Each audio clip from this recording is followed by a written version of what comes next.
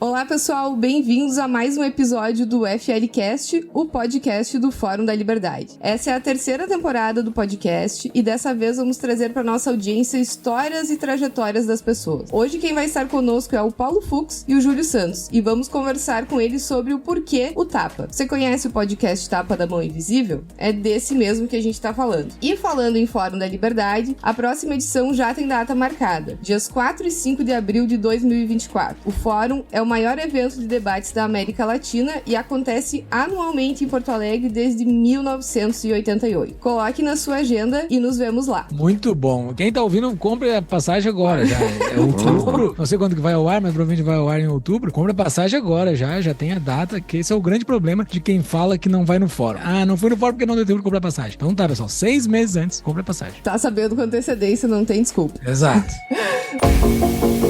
Você ouve agora FLcast, o podcast do Fórum da Liberdade.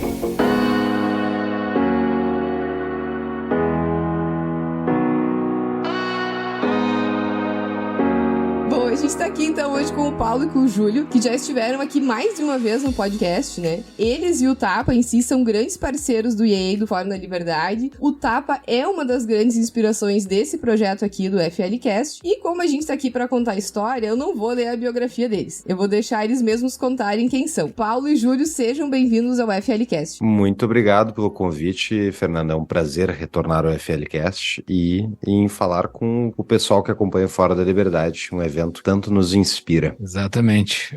A gente inspira esse projeto, como a gente falou, né? É uma honra, mas o Fórum da Liberdade inspira a gente, né? Inspira a mim e ao Paulo. O Paulo tem uma proximidade maior com o IE, mas o IE foi importantíssimo na minha vida também. Então é uma honra estar aqui com vocês. Obrigada, pessoal. Então, gente, contem aí qual é a história de vocês, se formaram aonde, onde é que o Fórum e o liberalismo entrou na vida de vocês. Tá, vamos começar então.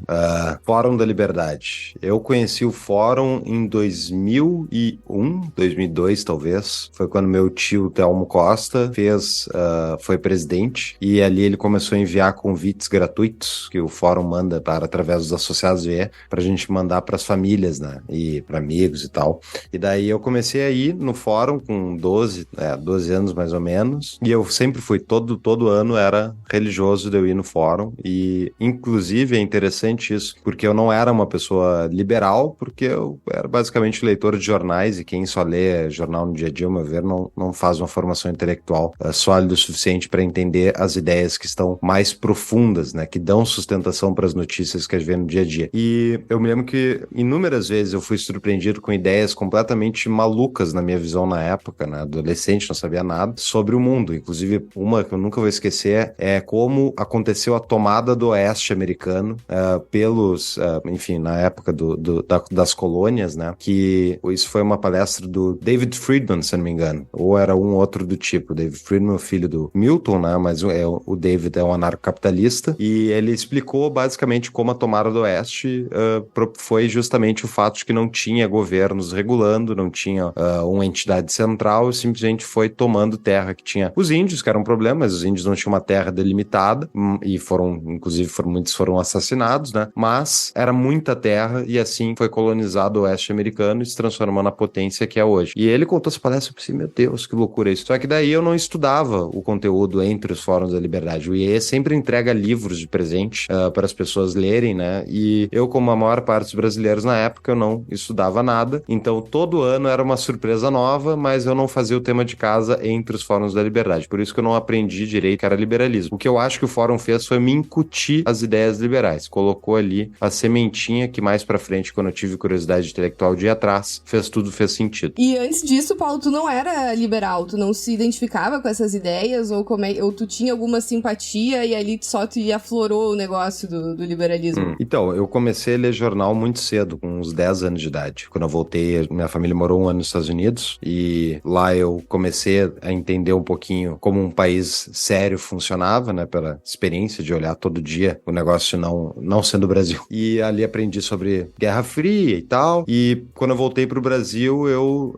comecei a ler jornais. E eu não era liberal, porque eu não tinha nem noção do que era isso. Rapidamente eu já fiquei desgostoso do PT, porque o PT governou Porto Alegre por 16 anos seguidos. Tem algumas coisas dessa minha leitura na adolescência de jornal que eu fiquei abismado, assim. Por exemplo, eu nunca vou esquecer também a lei que eles passaram uma lei proibindo de colocar caco de vidro entre muretas entre muros que separam propriedades. Eu fiquei pensando, mas tipo, por que alguém se preocuparia em proibir de tu proteger teu muro, a tua casa, da maneira que tu quer? Tipo, ninguém é obrigado a botar os dedos ali, entendeu? Mas por que se preocupar de como é que vai ficar a mão do bandido quem invadir a casa do cara? Então esse tipo de coisa já começou a me alertar, assim, olha, o PT tem é outro tipo de negócio, né? E, em resumo, lendo jornais, eu fui ficando, não liberal, mas eu fui ficando, eu acordei, assim, porque, tipo, tu olhava, a obra tal vai ficar pronta até 2007, e daí era 2009, não tinha, a obra tava lá ainda, sabe? Não tinha previsão de terminar. Daí você, então o Estado se programa para fazer as coisas, põe dinheiro e não faz e não consegue entregar. Por que não consegue? Então tudo isso me fazia muitos porquês. E daí em 2009, quando eu entrei na faculdade de economia, eu aprendi todos os porquês, não, desculpa, em 2006 eu entrei, me formei em 2009, mas na faculdade de economia eu aprendi todos os porquês o Estado deveria funcionar. Então keynesianismo, economia política sobre Marx e tal, e aquilo não era a realidade que eu via, só que eu não tinha estudado nenhum dos livros que o EE tinha nos mandado. Então eu não tinha a ideia do que era o conceito de liberdade tipo política. E um último exemplo é numa aula no penúltimo semestre da faculdade de economia, eu estava quase me formando já, e a professora fez uma discussão meio filosófica, assim, tipo, mas no que a gente não é livre no Brasil? Porque sabia-se que, tipo, o Brasil a gente pode empreender, tu pode abrir tua empresa, tu pode escolher a tua carreira e tal. Então, assim, com essa ausência de liberdade, não existe isso. Daí, tipo, toda a turma chegou à conclusão de que, na verdade, a gente não era um país com problema de falta de liberdade. Era um país que tava, sabe, podia seguir a tua carreira. E eu não conseguia responder ela. Eu não tinha uma resposta boa, porque eu não tinha bibliografia. Hoje, mas não só pela bibliografia, mas pelo fato de ter 2 negócios e ter que contratar gente, ter que estar sujeito a CLT, sujeito a regime tributário, a regime disso, a pagar 40% da nossa vida no ano em impostos. Isso tudo mostrou todas as faltas de liberdade que a gente tem. Só que é aquilo, acho que o brasileiro tá tão imerso no estatismo, que é o dia a dia, que a gente, para quem não tem a filosofia, não entendeu as ideias da liberdade, ou nem começou a procurar direito, é muito difícil de enxergar o quão não livre a gente é, né? Então, foi mais ou menos essa trajetória. Depois eu posso contar como é que eu descobri as ideias da liberdade, mas eu não quero ficar falando sozinho aqui também. Falar extrapolados. Vamos lá, Júlio. Queremos saber a tua história. Conta pra nós aí. Eu cheguei em Porto Alegre em 2005, eu sou do interior do estado, e daí, pra fazer faculdade de administração de empresas, na PUC, eu fui trabalhar numa empresa que ganhou esses ingressos, que nem o Fux falou, né? Ganhou os ingressos, daí distribuíram pra alguns colaboradores, eu ganhei o ingresso, fui lá em 2006, não fazia a mínima ideia que era aquilo, tudo era muito estranho. Porto Alegre era muito estranho, tudo era muito estranho pra alguém que é no interior, tá chegando em Porto Alegre, tudo é muito estranho. Mas foi uma sementinha, assim, né? Eu vi aquilo tudo, pra mim não tinha muita compreensão da magnitude do que estava sendo debatido ali, mas foi plantada uma semente, né? Me formei em administração, fiz uma pós-graduação em economia na URGS. na economia da URGS, o coordenador do curso era presidente da Associação Brasileira de Keynesianismo, keynesiano, sei lá, alguma coisa assim. Uma coisa completamente irrelevante, porque nem eles acreditam nisso, né? Ninguém se associa a essa associação, eu acho. E daí, uma colega minha da pós-graduação era jornalista da RBS. Uma pessoa muito honesta nas dúvidas que ela tinha. Ela não entendia quase nada de economia, mas era muito honesta sempre, fazia bons questionamentos. E um dia na aula ela questionou pro professor, e justamente era o coordenador do curso, estava dando aula. Tá tendo fórum, o que o senhor acha daquilo? Daí, do evento, né? Por que a gente não fala sobre o que eles estão falando? Aquilo lá é um bando de maluco. Eu não tinha nenhuma ligação ainda com liberalismo, nada. Eu já tinha passado na graduação, pós-graduação, nunca tinha estado falando Mises, nada, zero. Terminei essa pós-graduação e comecei a procurar ideias para responder algumas perguntas que eu tinha, que nunca tinham sido respondidas, né? Desse problema social que existe. Claro que ali deu 2012, né? Começou os problemas do governo Dilma, né? Então ficou muito fácil se tornar pró-liberdade ali. Então, assim, não digo que o meu caminho foi muito difícil, porque um monte de gente seguiu esse mesmo caminho entre 2011 e 2013, se tornar pró-liberdade, e começou a surgir várias coisas que validavam umas às outras. Então, assim, não é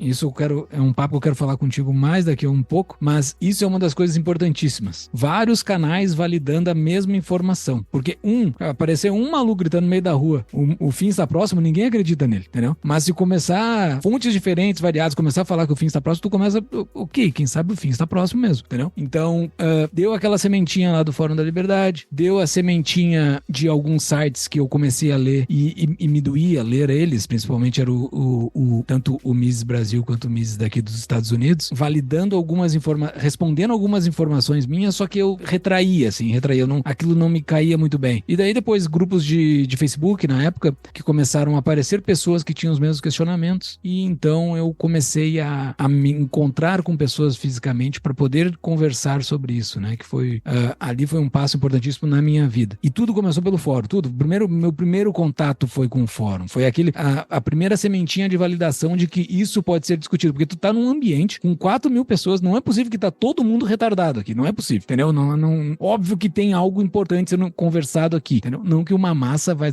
sempre validar uma ideia, massas já fizeram coisas terríveis na história, mas eram pessoas normais que nem eu, sentado numa sala ouvindo ideias que pareciam fazer sentido pra elas, e aquilo validou pra mim, né? Então o fórum foi importantíssimo na minha vida por isso. Bom, e aí passou o tempo, imagino que vocês foram se debruçando mais nos conteúdos, a oferta de conteúdo passou a ser maior, e hoje vocês se consideram liberais, no termo liberal clássico, ou como é que vocês se caracterizam, como vocês se encaixam, onde vocês se identificam? Pra falar depende pra quem que se fala, porque não que eu esteja mentindo pra grupos distintos, mas é porque a linguagem muda de ouvido pra ouvido, entendeu? Eu não vou falar de videogame com a minha avó não entende videogame, então tem que adaptar a conversa. Pra falar com o público geral, eu me digo que eu sou pró-liberdade, liberal, não tem nenhum problema com essas palavras e sinto orgulho, inclusive, de defender a liberdade. Inclusive, aqui nos Estados Unidos eu tenho que me cuidar porque liberal aqui é um outro significado, né? Mas no Brasil, falo que eu sou um liberal, entendeu?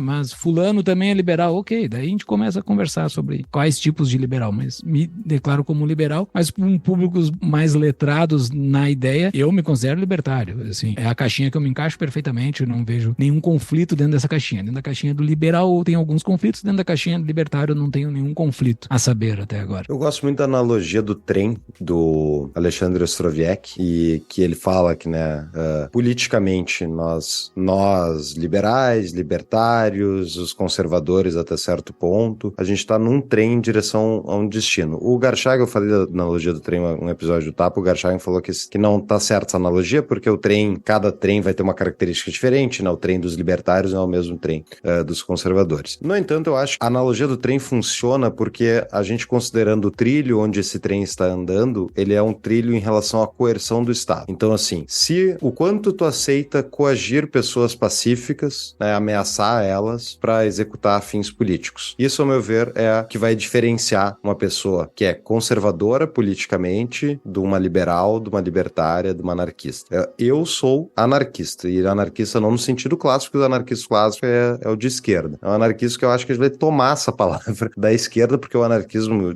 da esquerda não faz o menor sentido. E eu, então, considero anarquista, mas daí tu pode botar liberal, sou liberal não é anarquista, mas dentro do cenário das ideias pró-liberdade no Brasil, tipo, a gente tá anos-luz da discussão do final do Estado, se tem que ficar com segurança nacional ou não, entendeu? Então não importa, eu sou pró-liberdade. Então, assim, está vindo em direção à liberdade, sou a favor. E eu acho que falar que somos defensores das ideias da liberdade, eu acho que é a melhor definição, porque isso mostra que qualquer pessoa que tem a ideia de que liberdade é um primor, é necessário, não é uma liberdade, mas, tu pode abrir tua empresa, mas, não, somos pró-liberdade de viver a vida, não só empresarial, né, mas também socialmente. Então, eu acho que se enquadra bem nesse sentido, mas eu, pessoalmente, me considero anarquista. E aí, pensando que a gente tá ouvindo aqui, quem está nos ouvindo é a galera que entende um pouco do liberalismo, dos conceitos, expliquem pra gente qual é o ponto que faz vocês se sentirem anarquistas ou libertários, qual é o ponto que diferencia ali do liberal, eu me identifico mais com cada categoria. Volta o negócio da coerção, assim, sabe?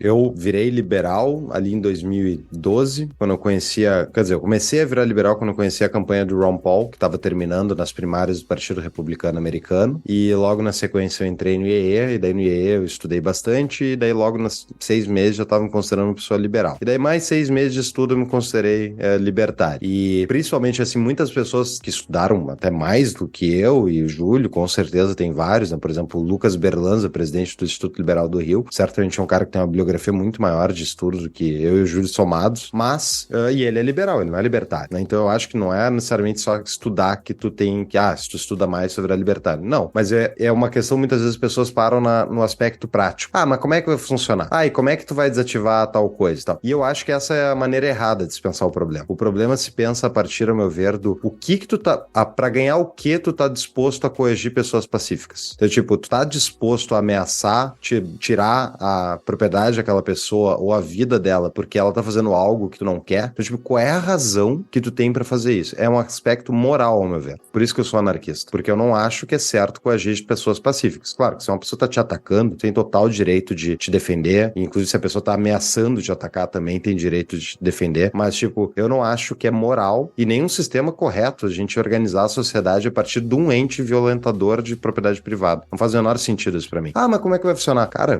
primeiro vamos privatizar a Petrobras e depois a gente vê como é que vai ser esse finalmente, entendeu? Mas, tipo, eu não acho que é certo violência. Por que vocês que acreditam em violência acham que é certo violência? Primeiro privatizar a Petrobras, primeiro reconhecer a existência da propriedade privada, né? Assim, que isso tá longe do Brasil dentro do discurso. Esse trem que o Fux falou, a analogia do trem, do Alexandre, eu acho que quem tá no trem hoje, só pra dar um passo atrás na tua pergunta, Fernanda, quem tá no trem hoje é pessoal que pelo menos aceita a propriedade privada, entendeu? Porque no Brasil hoje existe uma massa de pessoas que está no poder, inclusive, que nega a propriedade privada, é um caos. Isso é bizarro. Então, pelo menos as pessoas que aceitam a propriedade privada, os conservadores, libertários, liberais, ok, vamos junto. Depois a gente vai cada um descer na sua estação. Eu acredito que o meu limite, é muito semelhante ao do Paulo, é o limite ético, né? Pra mim, o que interessa é o que tá certo e o que tá errado e não o que pode dar melhor impacto para a maior quantidade de pessoas. Pra mim, isso não é um argumento, entendeu? Se tiver que matar uma pessoa pra dar de comer pra 1000 pessoas, isso vai estar errado. Pouco importa qual é a forma que é feito isso. Eu tenho que roubar 10 pessoas para alimentar 90. Isso é errado. O roubar 10 pessoas é errado, entendeu? Então, isso é a origem do Estado, né? O Estado, ele tem o poder coercitivo dentro de um determinado território, simplificando muito aqui o que é o Estado. Então, a gente não pode fazer algo que a gente terceiriza para alguém que pode fazer esse algo. Eu não posso coagir ninguém, eu não posso roubar ninguém, mas eu autorizo o Estado. Ok, o Estado é algo acima de todo mundo. Não, o Estado é feito por pessoas. Tem pessoas lá dentro desse ente que não vão ser anjos que vão estar lá dentro. Vão ser pessoas, eu não me lembro, eu acho que é a tese do Rothbard, né? Que geralmente vão ser as piores pessoas da sociedade que vão estar no topo deste ente que tem o poder.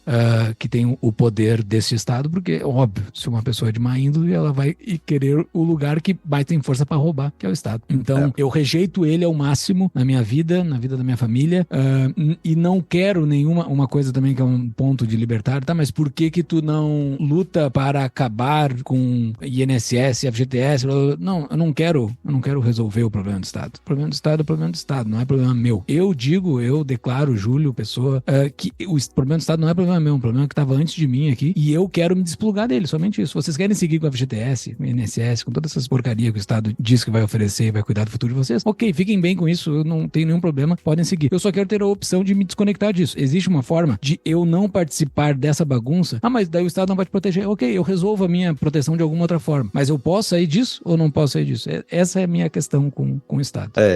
Só complementando, concordo, e tipo, as pessoas se refugiam no argumento do Estado para justificar, tipo, o sonho que elas têm. Então, assim, eu gostaria que todo mundo tivesse saúde de qualidade, pública e gratuita, sem custo, que todos os tratamentos do mundo fossem custeados por esse ente abstrato chamado Estado e tal. Na prática, tu tá falando de impostos que são retirados da propriedade privada dos outros para custear isso. Então, muito mais difícil do que prometer um sonho mágico de que o SUS vai resolver 100% dos casos de todo mundo, é tu construir hospitais, é tu treinar médicos, treinar enfermeiras, é tu fazer o trabalho que efetivamente resolve o problema das pessoas, né? Então, eu acho que essa questão do Estado, tipo, dessa crença no Estado, é um pensamento meio mágico, assim, meio de criança, sabe? Que pessoas que nunca estudaram muito profundamente aquele tópico, elas acham assim, magicamente eu vou votar num cara que vai resolver isso. Entendeu? É tipo, eu não tenho responsabilidade nenhuma com isso. Isso não tá no meu controle, e se o cara prometeu, se ele não entregou, o problema é com o cara.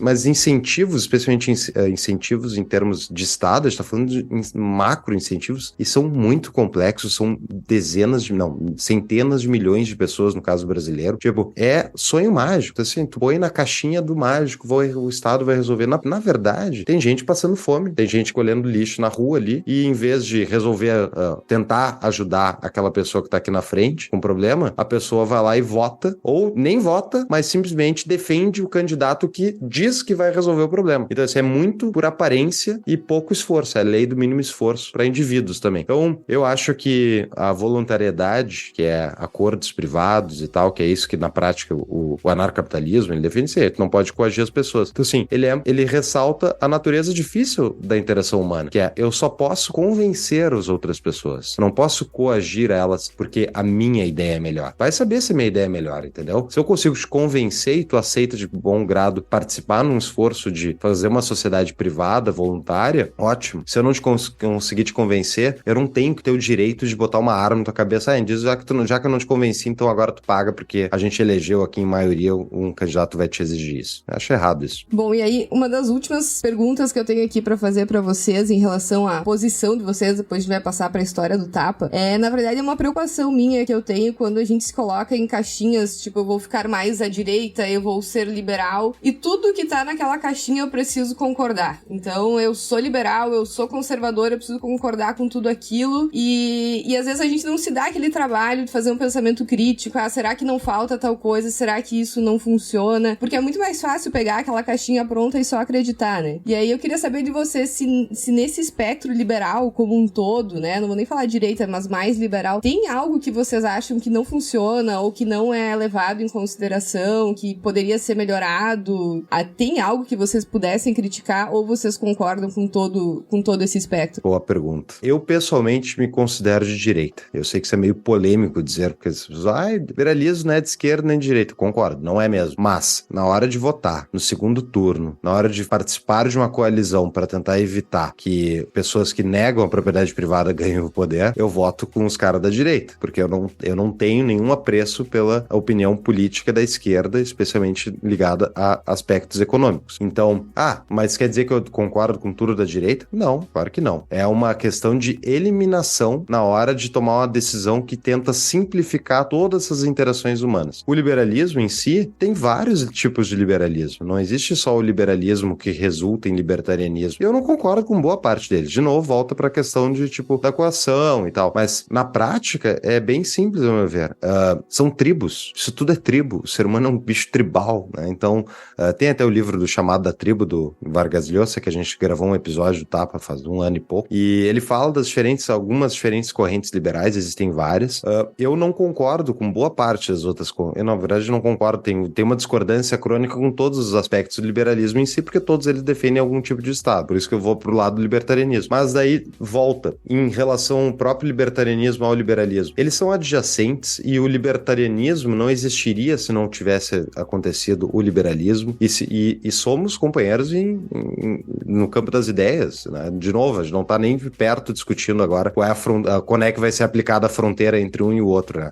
Mas eu acho que as pessoas que defendem ideias pró-liberdade, todas têm uma tribo juntas. E eu acho que essa tribo, honestamente, eu acho que é o que ela que representa tanto a trincheira para uma resistência de um governo que se torne opressivo, assim como é ela que permite que as ideias mudem de fluxo na sociedade em direção à sociedade que gere desenvolvimento. Então, eu acho que países que não têm essa tribo de forma representativa, eles tendem mais facilmente a cair. Uma social-democracia no curto, médio prazo, mas no longo prazo tendem a ir para caminhos iliberais. E o iliberalismo é a autocracia, é o manda quem pode, obedece quem precisa, é o contrário das ideias do indivíduo, que é a base da sociedade, né? Então, eu considero que não tenho nenhum problema com pessoas que são pró-liberdade, sejam conservadoras, liberais, não tem problema. Eu não compro todo o discurso deles, eu não espero que eles comprem o mesmo. O meu, do Júlio e tal. O objetivo principal é que a gente entenda que existem tribos inimigas, que têm muito mais poder do que a nossa tribo pequenininha. Por isso que eu não gosto muito de briga de egozinho, tipo, que eu vejo não só no Brasil, mas eu vejo especialmente nos Estados Unidos, onde liberais nos Estados Unidos se odeiam, tribos diferentes se odeiam. Então, a quantidade de problemas que existem são muito maiores do que o da tribuzinha, entendeu? Pra terminar, é aquela coisa de, mas aí como é que vai ser o SUS? Como é que vai ser o INSS? Tipo, cara, de novo, a gente tá longe disso. Isso não é problema pra agora, entendeu? Não precisamos brigar agora. Eu me identifico, nem o Paulo, me identifico de direita também, não tem nenhum problema dentro da conversa rasteira da política diária. A gente até conversou isso sobre um episódio há pouco tempo. Não vai dar tempo de tu explicar o triângulo de Hayek, né? Que tem direita, esquerda e o liberal. Tu não consegue explicar isso pra uma pessoa que não tá envolvida nisso. Não é o dia a dia da pessoa. A pessoa quer saber se é esquerda ou direita. Esquerda ou direita, eu sou de direita. Mas eu não preciso, que nem o Fux falou, eu não preciso concordar com isso. Por que eu não preciso concordar com isso? Por causa da natureza do Estado. O que é o Estado? O que é o processo político, né? É um jogo bem sujo, assim. Eu não vejo nada de limpo dentro disso. O que tem de bom no Estado democrático, liberal, que a gente tem hoje no Ocidente, é as pessoas não caírem em guerra toda troca de comandante. Então, assim, existe processo democrático para ninguém sair na peleia toda como era antes, entendeu? Então, a democracia corrige este problema. Não é de todo mal. Ela tem alguma coisa que ela resolve. E dentro dessa briga que é de narrativa, o voto é só uma partezinha disso tudo, né? Tem todo um posicionamento, o teu posicionamento frente à sociedade, o teu posicionamento como pessoa frente à sociedade, tu vai ter que te aliar com alguém, né? Porque senão o outro vai dominar. Então, tu tem que te aliar com alguém. E essa maioria num país gigante como o Brasil é horrível o jeito que ela se forma. Vai ser sempre formada de um jeito horrível, assim. Sempre vai ser formado com pessoas abjetas junto de ti. E para fazer coisas grandes vão ser assim, né? Pega um grande exemplo da direita do conservadorismo mundial, né? Que foi o Churchill. Churchill se aliou a Stalin para derrotar o Hitler. Putz, cara, eu vou ser puro, não vou me aliar ao Stalin, mas não ia ganhar do Hitler se não conseguisse. Então, ok, te alia com aquele cara, né? Então, não tem muito o que fazer. O jogo é podre, o jogo é ruim, o Gilson Marques, o deputado federal, fala, né? É um esgoto e alguém tem que mexer no esgoto. É o esgoto que existe e alguém tem que meter a mão lá. Então, ainda bem que tá o Gilson Marques, o Marcel e outros metendo a mão no esgoto por nós, porque senão não ia ter ninguém. Você está ouvindo FLCast. Bom, agora estamos bastante a opinião de vocês aí sobre posições políticas. Vamos falar ainda, né? Mas agora eu queria que vocês contassem pra nós como é que foi a época que o Tapa surgiu. Foi eu e o Fux, a gente é amigo desde 2012, 2013, 2012, né? Por aí. Lá na fundação do Partido Novo que estava sendo formado, e daí o diretório do Rio Grande do Sul tinha alguns voluntários e a gente se conheceu lá. E é um grupo de amigos que a gente tem até hoje, né? Dessas pessoas que estavam lá no início, coletando assinatura e pra fazer aquilo tudo. Eu nunca fui filiado ao Novo. Fux, acho que... Eu me filiei esse ano, faz uns 2-3 meses. Eu nunca tive nenhum vínculo formal, só ajudei lá com as assinaturas lá no início. E é algo que eu tenho muito orgulho de ter feito isso, porque é algo muito diferenciado pra história do Brasil, o que é o Partido Novo. E dali, na nossa amizade, a gente começou a ter ideias, assim, do que fazer, né? Porque precisa ser feito algo, né? Precisa ser feito um call to action aqui, que deveria deixar pro fim, mas já vou falar agora. Precisa ser, quem tá ouvindo aqui, quem tá ouvindo provavelmente que tem algum envolvimento com o movimento liberal ou com o IE ou com alguma coisa semelhante, tem que ser feito algo. Se tu não tem tempo pra fazer, e eu, Fux, graças a Deus, a gente tinha tempo, a gente conseguiu empreender neste negócio porque a gente tinha um determinado tempo livre, bota a grana em algum negócio que tá fazendo algo, entendeu? Porque não vai se arrumar sozinho. A esquerda se organiza, eles dão o sangue deles por isso. Literalmente, eles entram de cabeça quando vão fazer alguma coisa. Então, se quer fazer alguma coisa pró-liberdade, tem que se dedicar. Então, precisa de gente, precisa de braço, e eu, Fux, a gente viu essa oportunidade, né? Um processo empresarial normal, né? Viu uma oportunidade, a gente entra nessa oportunidade. Não tinha nenhum podcast pró-liberdade no Brasil, né? Existiam canais de YouTube, mas não um podcast. Tinha o Miss Brasil. Tinha o Miss Brasil, exato. Tinha o Miss Brasil, que é um precursor bem antes da gente, assim. Mas a gente viu que tinha um espaço pra jogar junto com o Miss Brasil nisso, né? E 2018 vai fazer 5 anos agora semana que vem faz 5 anos que a gente botou o nosso primeiro episódio no ar. Foi antes da eleição do Bolsonaro, era o Temer, o presidente na época, então a gente acompanhou no nosso podcast, tá, a história a partir dali, assim, a gente registrou vários momentos importantes da história do Brasil que a gente passou, que a gente vivenciou, né, e tem sido bastante bacana, assim, porque a gente quer, óbvio que é um processo de empresa, a gente quer auferir lucro como qualquer empresa, né, a gente busca o resultado, mas também a gente é algo de propósito para a melhoria do Brasil, assim, a gente acredita que levar a ideia da liberdade para mais ouvidos é um dos pontos principais para a melhoria do Brasil, né? Exatamente. Começou como como um hobby, né? Era um hobby e daí se transformou gradualmente num negócio. Eu e o Júlio temos outras atividades, outras empresas, cada um tem a sua. A gente acabou focando no Tapa sempre para fazer as entrevistas e tal, e teve a enxurrada de produção de podcasts e crescimento dessa uma onda de podcasts nos últimos anos. A gente estava um pouco na frente no Brasil, mas eu, como sempre, acompanhei podcasts,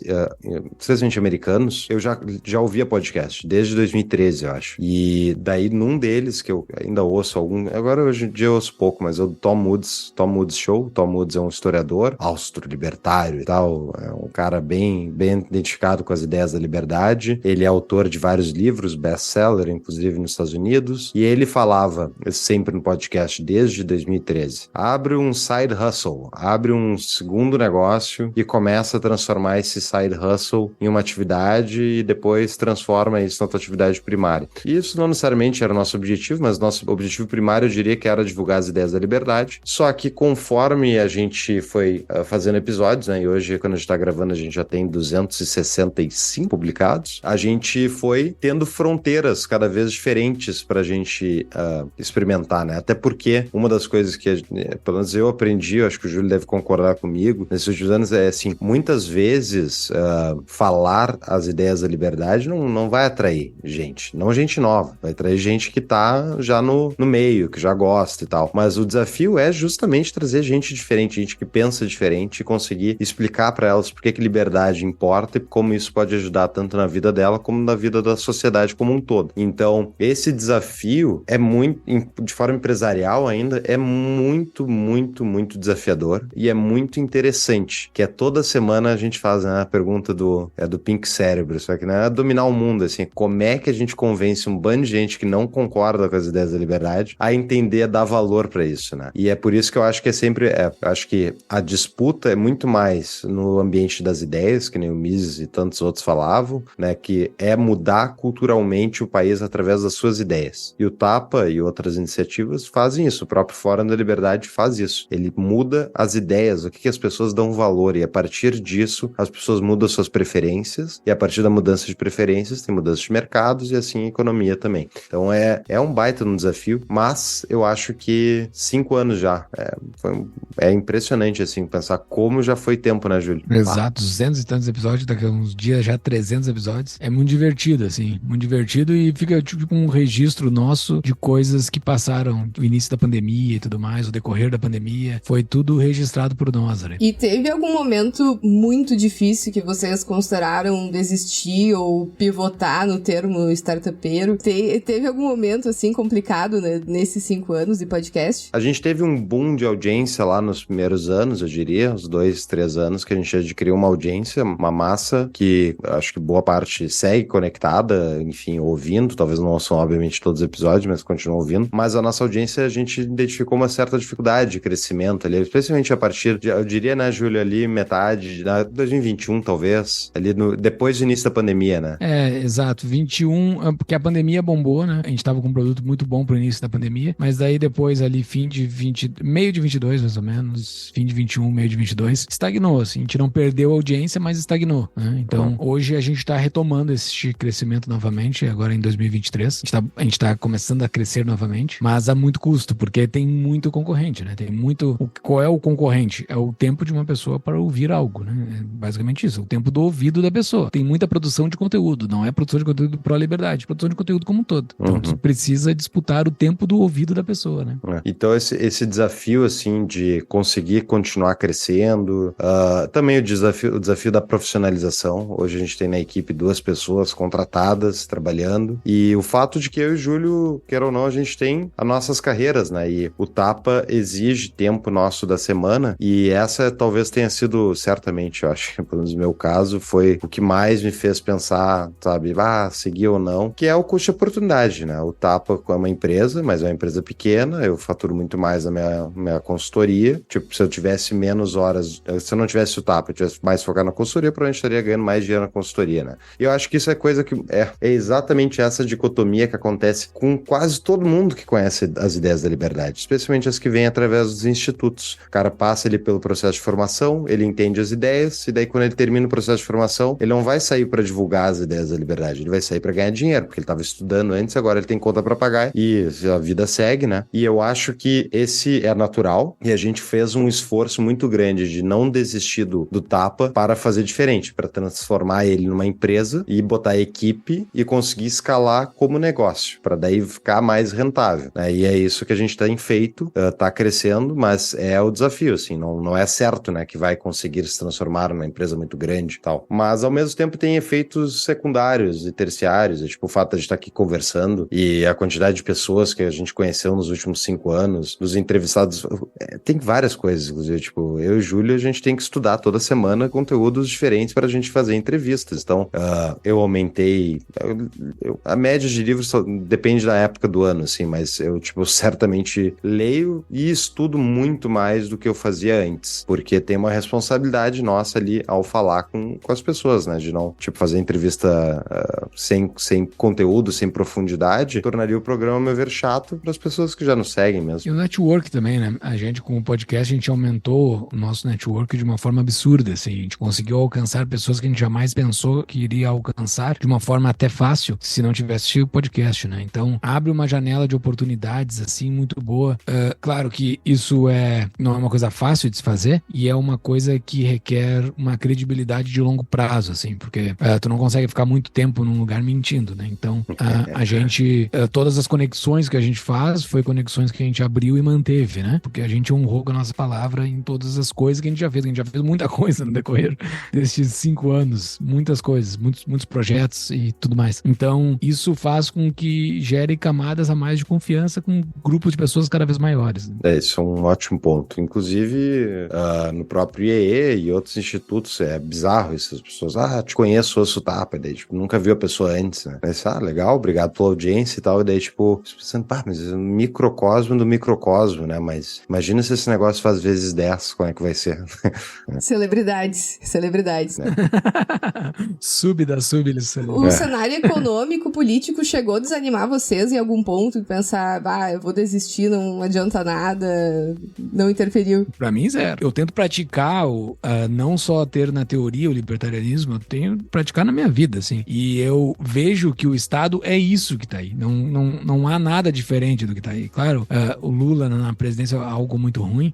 Eu não estou investido no Brasil, né? Embora tenha 2 negócios no Brasil, mas não estou 100% investido no Brasil, porque já saí do Brasil, hoje moro aqui nos Estados Unidos. Mas a minha família toda mora aí. Eu quero o bem desse país pelo bem deles, pelo bem das pessoas que eu gosto, dos meus amigos e tudo mais. Mas é isso daí. Aqui nos Estados Unidos, a situação dos americanos aqui, quando eu converso com eles, eles botam o Armagedon vindo, assim, tá tudo desabando, tudo é muito ruim. Isso, ao meu ver, é o Estado. Isso não tem, se tu botar esperança em cima do Estado, isso vai dar um grande problema na tua vida. O Estado não vai te resolver nenhum problema, não vai, pode te dar, tu conseguir uma linha de financiamento subsidiada aqui, e se tu conseguir fazer isso, eu digo como gestor financeiro, pegue a linha subsidiada, porque o teu concorrente vai pegar, mas isso não é o que vai resolver a tua vida, isso não é algo que o Estado tá fazendo por ti, o Estado tá só se aproveitando de ti por aquela situação, e o Estado sempre vai ser ruim, isso é um papo bastante longo, mas ele sempre vai ser prejudicial no todo, entendeu? Então não tem como esperar nada bom dele, tenta resolver as coisas da tua vida. Eu pensei já mais de uma vez também de juntar minhas coisinhas, sair do Brasil, eu já fiz isso em partes dos investimentos, com Bitcoin, tirei o Estado de dentro da minha carteira, isso é uma coisa que eu brigo com amigos que investem em mercado financeiro, gestores e tal, mas tipo, a briga toda a própria briga liberal de tentar conter o Estado, ela pode se resumir, ao meu ver, num indicador primário que é a dívida sobre o PIB, que hoje está em 80% sobre o PIB, e depois de 100%, 110% e tal, a moeda vai para as cuias, é default mesmo, é calote brando muitas vezes, é só inflação e tal, mas na prática é isso que o Estado faz, ele altera o denominador comum da gente, e isso é a moeda, o preço da moeda. Então o dólar não para nunca de subir, e não vai parar de subir, porque o Brasil não amadurece as suas instituições políticas e continua gastando mais que arrecado. Isso, tipo, no mundo inteiro tá acontecendo isso, não é só no Brasil, inclusive nos países desenvolvidos, inclusive no próprio Estados Unidos, mas tem uma diferença, né? Os Estados Unidos tem o capital humano, os Estados Unidos tem o capital intelectual, tem o capital físico, tem dinheiro, tem várias outras coisas, se deram default, eles dão um jeito e bola pra frente. Aqui a gente vai continuar com os mesmos outros problemas todos que a gente tem, da pobreza, da falta de infraestrutura e blá blá blá. Então, a minha preocupação maior como empresário eu não só tenho que ganhar dinheiro suficiente, mas eu tenho que ganhar dinheiro e colocar ele em algo que o Estado não vai diluir e transformar numa taxa de câmbio cada vez pior, né? Então, o dólar hoje está 5-1, daqui a uns anos, se o Brasil seguir do jeito que está seguindo, que é a nossa média histórica, vai estar 6-1, 7-1. É só ver aquele das Copas, né? A Copa é um bom, a cada 4 anos. Só teve uma Copa desde o Plano Real que o dólar ficou abaixo do que estava na Copa anterior. E foi um acidente de percurso. Logo na outra já tinha subido de novo e assim vamos indo, entendeu? Então, assim, tudo que a gente faz é só para evitar isso, é para evitar essa desvalorização na moeda que vem através do endividamento, do gasto público desenfreado e o fato de que eles têm que imprimir moeda para bancar a festa. E o pessoal, põe no IPCA mais 5, isso eu tava discutindo outro dia, tá, Júlio? O pessoal, gestores financeiros ali, cara, eu tenho um amigo meu que já administra bilhões de reais. E ele mandou lá no grupo, IPCA mais 5%, sei lá, tava um título público, 2045 era o título. Eu falei, cara, a gente passa a semana aqui discutindo como tá tudo errado nesse país e vocês vêm me dizer que tem que comprar IPCA 2045 mais 5% ao ano no Brasil? Tipo, cara, isso sim, que não, eles não fazem nenhum sentido pra mim, tá? Não faz nenhum sentido, porque é exatamente o contrário. A realidade política diz que o dinheiro em 2045 o Estado brasileiro até pode pagar isso, mas o dinheiro já vai valer nada, entendeu? Então, deixar o dinheiro aqui e fazer tudo isso pra guardar dinheiro em reais, pra comprar imóveis em reais, tu tá sujeito a todos os problemas que a gente entende que o Brasil tem. Daqui a 22 anos, é só tu botar a mão na consciência, né? Para pra pensar. Daqui a 22 anos, tu acredita que o governo brasileiro vai honrar algum compromisso de hoje? É muito difícil, assim, é muito difícil. Não é jogar contra o Brasil, não é disso. Eu curto demais o brasileiro, o jeito da gente se relacionar. É um negócio muito diferente, assim, muito legal, eu curto demais, mas a instituição, o governo brasileiro, vai dar calote, vai dar golpe. Daqui a 22 anos, com certeza, sim, não consegue manter essa bronca. Não é um golpe de armada, forças armadas, de escambau. É um golpe branco. É desvalorizar a moeda, é botar um indicador que de fato não reflete a realidade, que nem o IPCA é, e as pessoas vão cair nesse papinho furado. Não dá pra cair nisso, entendeu? Quer cair, cai. Quer apostar nisso, aposta. Faz o que tu quiser da minha vida, só não me obriga a apostar nisso, entendeu? Esse é o meu ponto.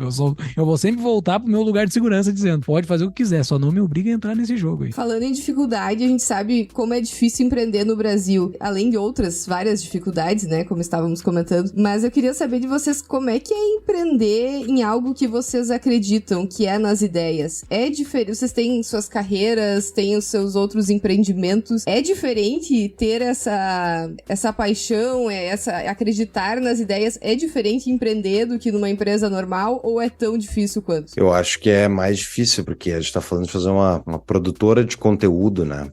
Mídia, no final das contas. A gente tem reunião toda semana de equipe e a gente discute a pauta da semana, a gente discute os cards que a gente vai lançar, os carrosséis que a gente vai botar no Instagram, sei lá, a gente discute o meme que a gente vai fazer e a gente discute também a qualidade das nossas entrevistas e a qualidade dos temas que a gente tá tratando e os riscos de chamar tal determinado convidado, falar de determinada ideia. E daí, no final das contas, eu me liguei, assim, a gente fez uma empresa de mídia, né? Óbvio. Quem tá olhando de fora é óbvio, mas, e a gente criou o Tapa, uma das coisas que deu combustível pra criar o Tapa, porque eu e o Júlio, a gente tem um desprezo enorme da mídia tradicional, tanto que a chamada até hoje do Tapa é ideias que não são ditas na mídia tradicional. O desprezo vai pela desonestidade intelectual deles, vai ver, não necessariamente porque eles defendem ideias erradas, e eu acho que eles defendem de sobra, mas, então, assim, o interessante é que nessas reuniões e nessa preocupação em não ser desonesto intelectual como uma produtora de conteúdo, que é a nossa integridade, uma coisa que a gente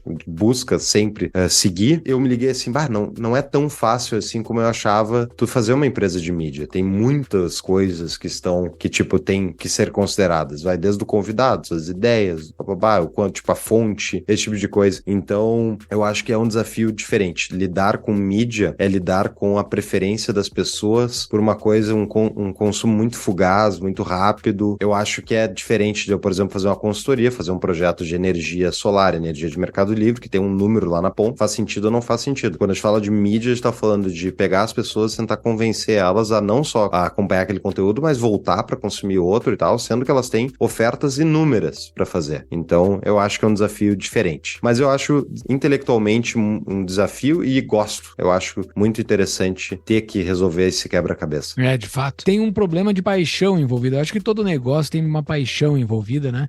Do propósito, mas a gente trabalha com algo que a gente gosta muito, né? A gente começou como um hobby, a gente começou fazendo de graça isso, entendeu? Então, a gente tem que tentar não turvar nossa mente, às vezes, e olhar, não, isso aqui é um negócio, não é uma diversão, porque a gente se diverte, né?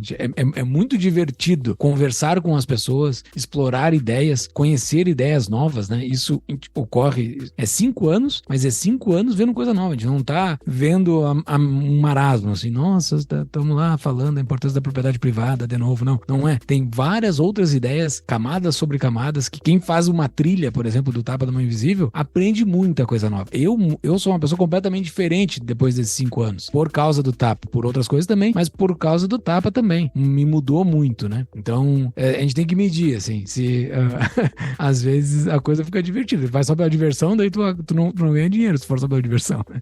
Então tem que dosar isso. Aí tem uma outra questão que é justamente esse desafio, né? De sair da perspectiva minha e do Júlio, que somos pessoas que gostamos das ideias da liberdade, para se botar na cabeça do cliente, que é o cara que não, talvez seja indiferente, mas que, tipo, ele não tá preocupado com isso. Então, conseguir se colocar no papel de alguém que não preza pelas ideias da liberdade e fazer um programa para eles e não um programa para mim e pro Júlio, né? Esse é um desafio. Porque o cara que clica ali, algum insight ele teve, assim. Às vezes é por causa do convidado, né? Que daí não pode ser um convidado que não é conhecido pelas ideias da liberdade e o cara cai lá por um outro motivo. Mas, via de regra, são pessoas que por algum insight já caíram ali. Então a gente tem que ser essa pessoa que abraça a pessoa que chega, que foram os primeiros lá que eu conheci, lá quando eu vi Fórum da Liberdade, o Instituto Mises. Tu tem que receber essa pessoa de uma forma mais carinhosa, não é carinhosa, mas tu tem que receber ela de um nível que ela tá, não no nível ultra power, assim. Então é interessante botar nessa perspectiva, porque inclusive a gente tem uma comunidade para isso, né? Um dos nossos principais negócios do nosso podcast é a comunidade de membros, né? E essa comunidade tem pessoas de tudo que é tipo. Então, assim, tu tem que receber as pessoas que estão chegando porque elas querem aprender. Tem pessoas que entram no aplicativo ali que a gente tem, onde ocorre a nossa comunidade, que elas só leem mensagem, elas não mandam nenhuma mensagem. Tu sabe que elas lêem porque a gente consegue ver que as pessoas estão ali dentro, mas elas não estão interagindo porque elas estão utilizando aquilo para aprender, entendeu? Então a gente tem que absorver todas essas camadas, né? E o que vocês falariam pro pessoal que tá nos ouvindo e pensando em empreender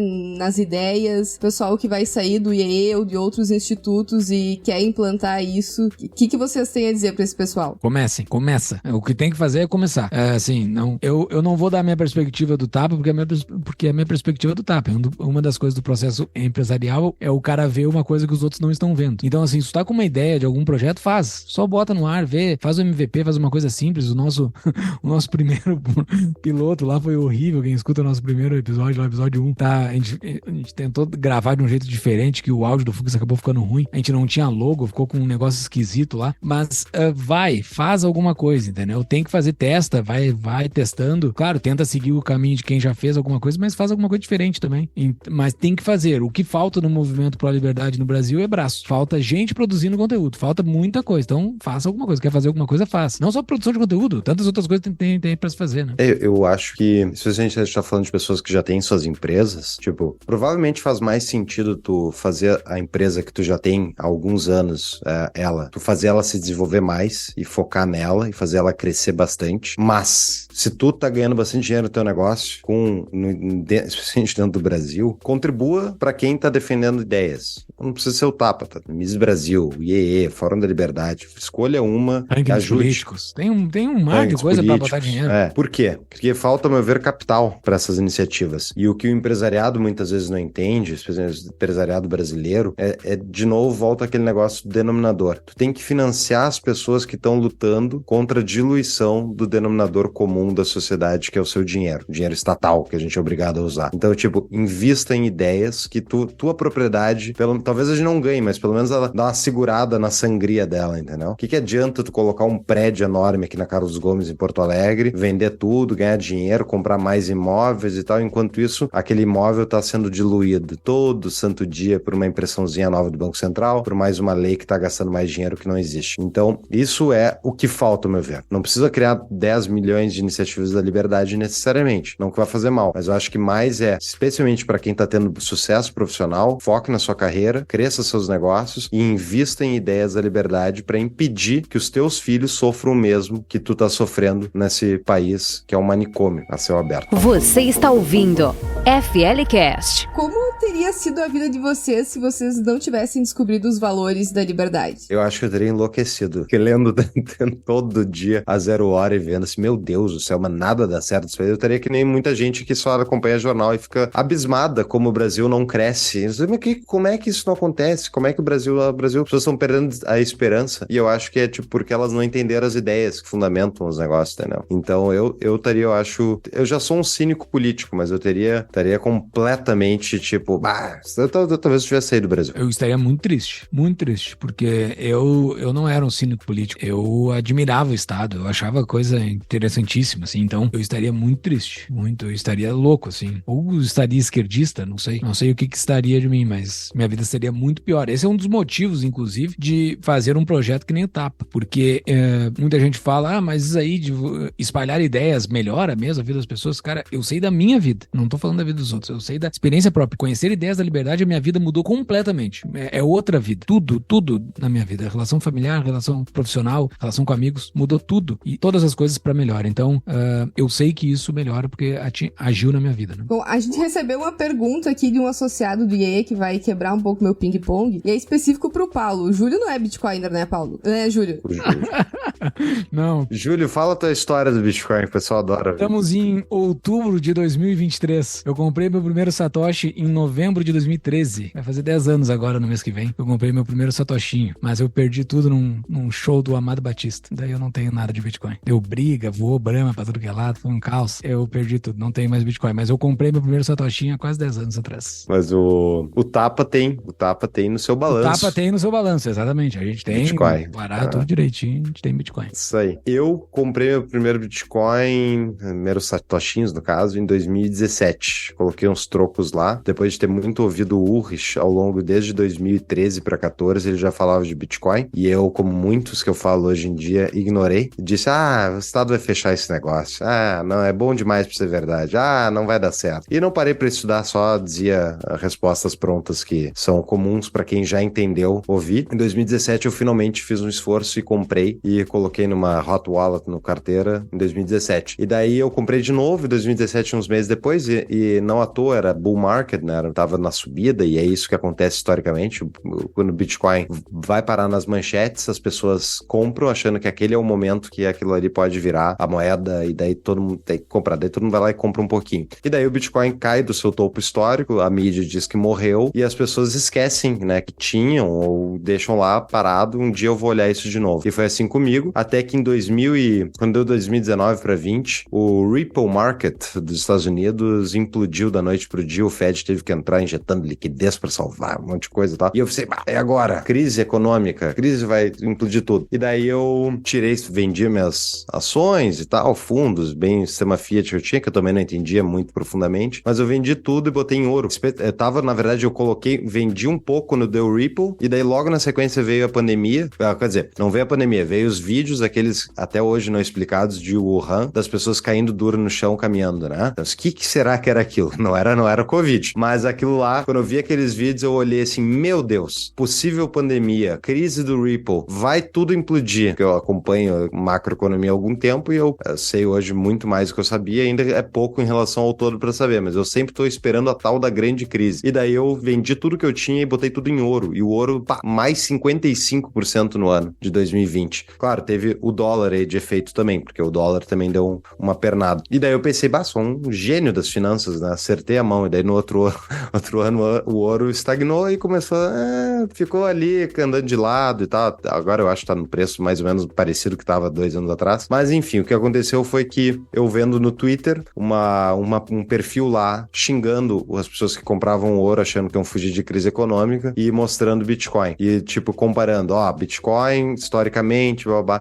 Daí eu fui gradualmente sendo drenado pra dentro da toca do coelho do Bitcoin. Fui estudando, e daí eu cheguei à conclusão não só de que Bitcoin é uma alternativa muito melhor que ouro, como que ele é possivelmente a saída para essa grande possível crise, que é crise das dívidas soberanas, né? Que é um endividamento maciço que boa parte do mundo tem hoje e que não tem muito para onde sair. Eles não vão, pelo menos por mim, assim, eu não acredito que tenha muita saída, porque a gente tá vendo que não existe clima político de fazer superávit primário, cortar Estado, diminuir o tamanho do Estado e começar a pagar essa dívida. Então a saída só é para o outro lado. É inflação e mais endividamento. Só precisa de um grande país começar a fazer reserva de Bitcoin e anunciar isso publicamente para ver uma corrida, e só existirão 21 milhões de unidades. Então eu acho que por teoria dos jogos, Bitcoin vai ganhar por WO em relação a outros ativos nisso. E é por isso que eu virei Bitcoiner. E se você se interessou por Bitcoin, temos alguns episódios aqui no FLcast, um deles pelo menos é com o Paulo, e lá no Tapa também tem vários episódios sobre Bitcoin, então procurem, tem muito Paulo falando sobre Bitcoin. Então vamos lá para as nossas perguntas finais. O que liberdade significa para vocês? A palavra liberdade. Felicidade. Uma palavra só assim, será? Não, pode ser um conceito. Pode ser um conceito. Eu acho que é o propósito da vida humana, eu acho que a gente vive para ser livre. Muito bom. Um livro que marcou a vida de vocês. Pode ser mais de um também, se for mais de um. Vou dar um desse último ano aí, que pelo menos eu sei que o Júlio talvez cite também, que é O Otimista Racional. Vai roubar meu livro. Putz, eu tava pensando nele, que foi o meu livro do ano, por enquanto.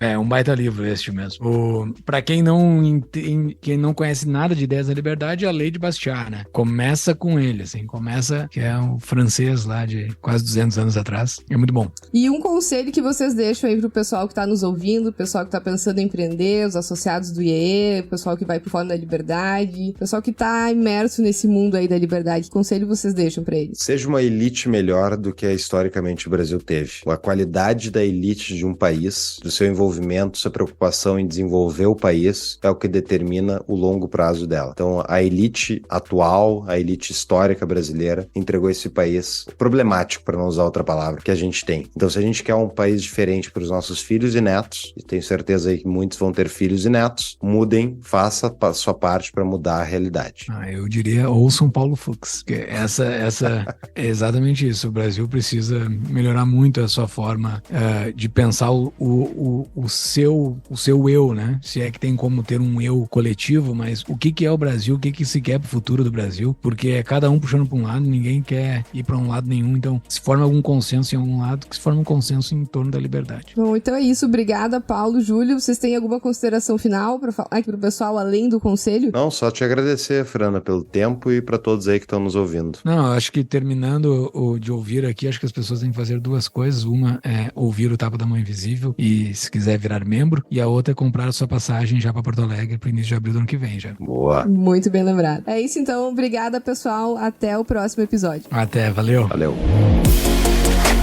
Você ouviu FLcast, o podcast do Fórum da Liberdade.